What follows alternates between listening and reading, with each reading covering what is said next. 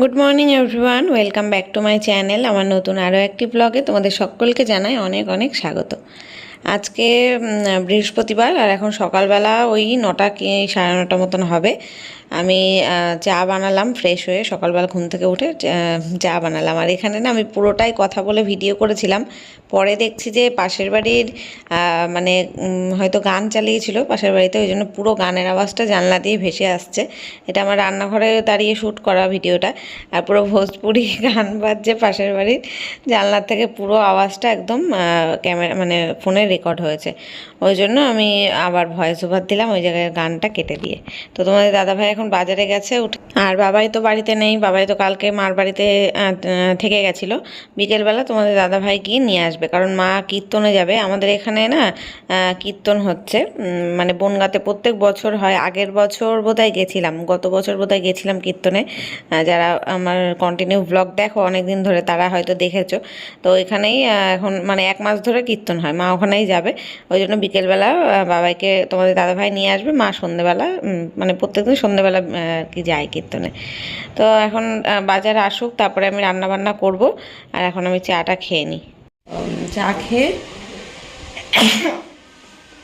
ঠান্ডা লেগে গেছে, চা খেয়ে 2 ঘরের বিছনা গোছাবো। আর ওই শাড়িটা যেগুলো কালকে পরে গেছিলাম বিয়ে বাড়ি, সেগুলোই সব একটু রোদে রাখবো আধা ঘন্টা মতো, তারপরে তুলে রাখবো। চলো চাটা খেয়ে নিই,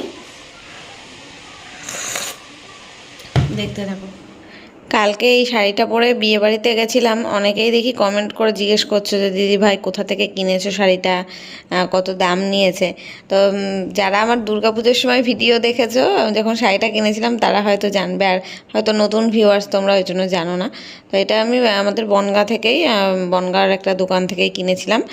আর এটা বোধহয় আমার এখন ভুলে গেছি, আমি 2200 টাকা, 2200 কি 2400 এরমই নিয়েছিল, এর মধ্যেই হবে।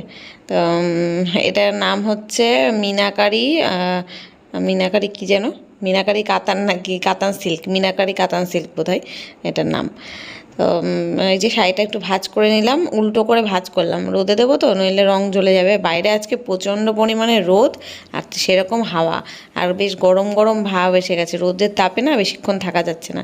আর আমার এই দেখো বাইরের লজ্জাবতী গাছটায় কি সুন্দর ছোটো ছোটো পার্পল কালারের ফুল হয়েছে, আর পাতাগুলো হাওয়া দিলে কি সুন্দর দোলে, কি ভাল লাগে না দেখতে। একদম জানলার ওপর দিয়ে উঠেছে, তো বেশ ভাল লাগছে। আর গাছটা না আমি আর কাটবো না, মানে ডালপালাগুলো যেমন মানে গজিয়েছে সেরকমই গজাক, লম্বাই হয়ে যাচ্ছে, লম্বাই হয়ে যাচ্ছে। নিচের দিকটা ঝাঁকড়া হয়েছে টবের থেকে, আর ওপর দিকে যতদিন বাঁচে থাকবে ওরকমই। আর যতটা ডালপালা বেয়ে বেয়ে মানে পাঁচিল বেয়ে বেয়ে যতদূর যায় যাক, পাঁচিল যদি ভরেও যায় তাও বেশ ভাল লাগে। দেখো কি সুন্দর না পাতাগুলো।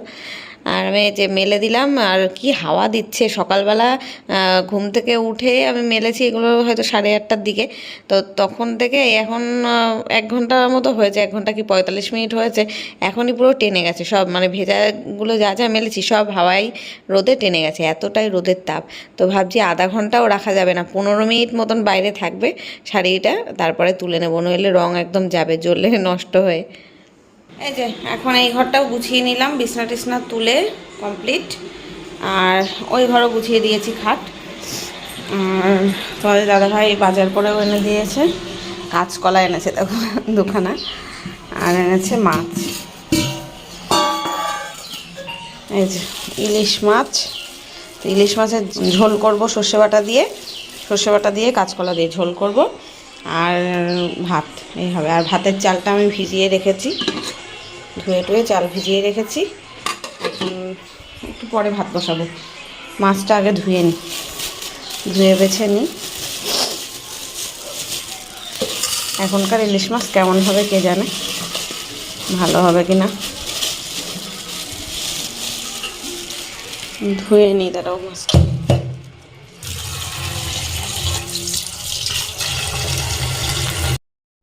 বাবাই আজকে বাড়ি নেই তো ওই জন্য মাছটা আনা হয়েছে, নইলে ইলিশ মাছ যদি বাড়িতে রান্না হয় ইলিশ মাছের একটা গন্ধ গন্ধ হয় না, বাবাই মোটে সহ্য করতে পারে না। আর আমরা ইলিশ মাছ ভক্ত যারা তারা এই গন্ধতেই ভাত মেখে খাওয়া হয়ে যায়, আর বাবাই নাকি সহ্যই করতে পারে না, চিন্তা করতে পারো। ও বাড়ি নেই বলে রান্নাটা করছি আজকে। অনেক দিন ধরে খেতে ইচ্ছে করছিল তোমাদের দাদা ভাইয়েরও আমারও যে ইলিশ মাছ, তবে এখনের মাছ তো ভালো হয় না, তাও সেই আজকে আর বড় বাজারে গেছে, এই বাড়ি মানে আমাদের বাড়ির মোড়ের মাথায় যে বাজারটা সেটাতেও পাওয়া যায়নি, বড় বাজারে গিয়ে নিয়ে এসছে মাছগুলো। এখন দেখি রান্না করে কেমন হয়। তো এই যে আঁশ টাশগুলো যা ছিল ধুয়ে নিলাম ভালো করে, বেশি একটা আঁশ ছিল না, আজকে দেখলাম বাজার থেকে ভালোভাবে একদম আঁশ টাশ ছাড়িয়ে কেটে নিয়ে এসছে। তো ধুয়ে নিয়ে এবার লবণ হলুদ মাখিয়ে রাখি, তারপরে কাঁচকলা টলাগুলো কাটবো। আর ঝাল একেবারে সর্ষে বাটা দিয়ে যেই ঝালটা করা হয় মানে ভাপা টাইপের, ওটা করব না আজকে, মাছ ভেজেই রান্না করব। আর কাঁচকলা দিলে একটু জিরের গুঁড়ো টুড়ো দিতে হয়, সেইভাবে দিয়ে করব। তো ওদিকে আমি ভাতটা বসিয়ে দিয়েছি আর মাছটা এদিকে ধুয়ে লবণ হলুদ মাখিয়ে নিলাম। কালকে ভিডিওতে দেখলাম আরও একটা কমেন্ট অনেক পরিমাণে এসছে, যে আমি নেকলেস যেটা পরেছিলাম সেটা কি সোনার নাকি ইমিটেশনের। তো সেটাও যারা আমার পুরনো ব্লগ দেখো, আজ থেকে 2 বছর আগেকার ব্লগ যারা দেখেছো তারা জানবে, আর এখন যারা নতুন তারা জানবে না। ওটা আমি আমার যখন জুয়েলারি কালেকশন ভিডিও করেছিলাম, দুটো ভিডিও করা আছে জুয়েলারি কালেকশন, তো দুটো ভিডিওতেই দেখানো আছে ওই নেকলেসটা। ওটা হচ্ছে সোনার নয়, ওটা সিটি গোল্ডের, আর ভালো মানের সিটি গোল্ডের যেটা হয় সেই ধরনের। মানে আজ থেকে আমি 4-5 বছর আগে ওটা কিনেছিলাম, তখনই বোধহয় 600-700 টাকা নিয়েছিল দাম। তো এখন তো ওইগুলো নিতে গেলে 1-1.5 হাজার টাকা দাম পড়ে যায় সিটি গোল্ডেরগুলো। এগুলো কি একটা কোম্পানির, আমার নামটা ঠিক মনে নেই, তবে ভালো কোম্পানির সিটি গোল্ডটা। তো দেখতে মনে হয় না সোনার মতো একদম। চোকার যেটা পরেছিলাম, চোকার আর যে মঙ্গলসূত্র, ওই দুটো সোনার ছিল আমার, আর নেকলেসটা সোনার নয়। ঠিক আছে, দেখো কথা বলতে বলতে সবজি কাটাও হয়ে গেল, কাঁচকলা আর কাঁচা লঙ্কা কেটে নিয়েছি, এবার রান্নাটা চলো করি। হ্যাঁ, যে এখন ভাত বসিয়ে দিয়েছিলাম, ভাতটা ফুটে উঠেছে, আর এখানে মাছ তো ধুয়ে রেখেছি। আর এখন মশলা সর্ষেটা বাটা করব। সর্ষের মধ্যে কাঁচা লঙ্কা নিয়েছি, একটু লবণ হলুদ নিয়েছি, আর একটা টমেটো নিয়েছি, এটাই পেস্ট করে নেব।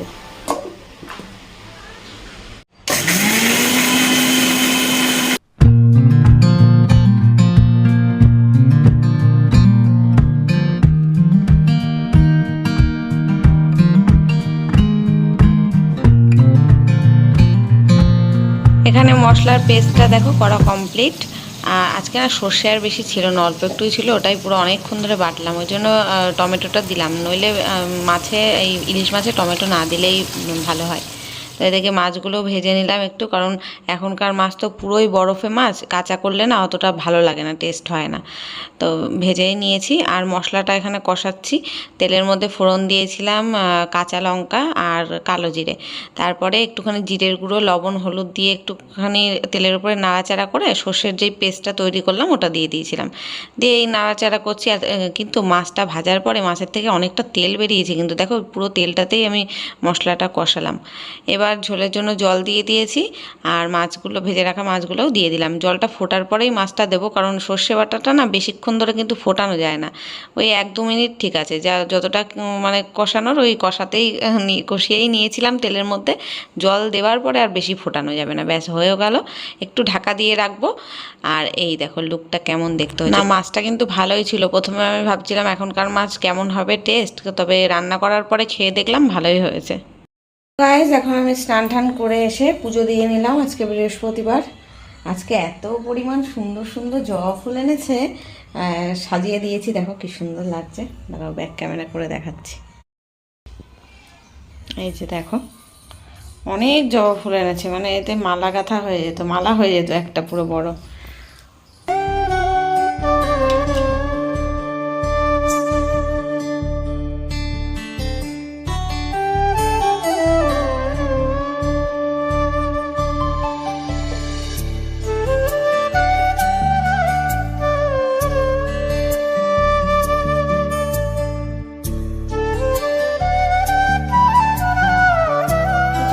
তোমাদের দাদাভাইও এসে গেছে, স্নানও হয়ে গেছে আমাদের, খেতে দিইনি।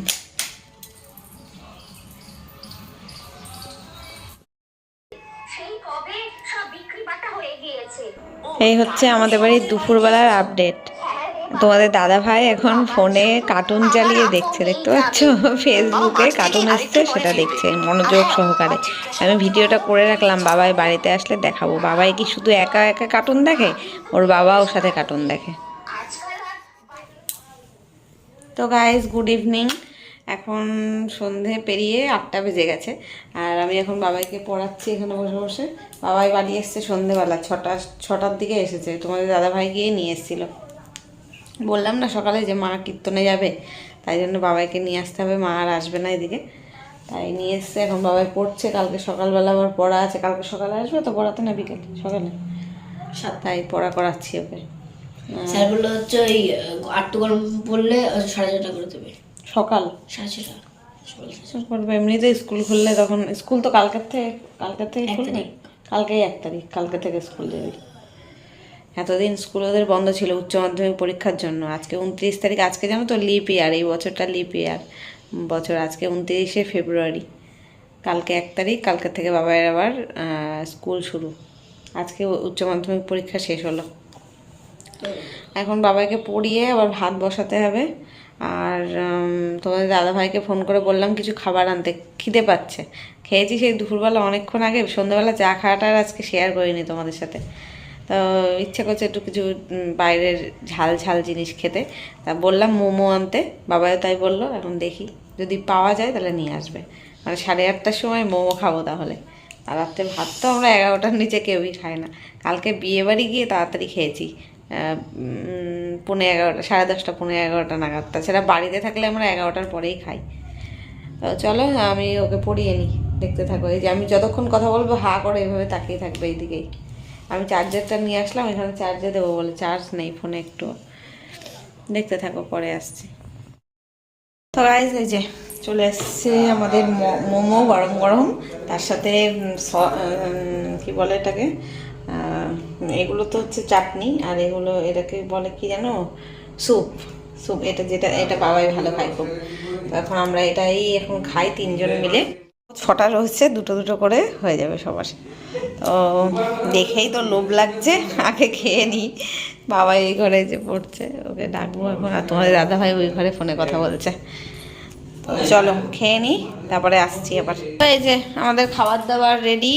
বাবার জন্য ডিম সেদ্ধ দিয়ে ভাত, আর আমাদের হচ্ছে মাছের ঝোল, ভাত।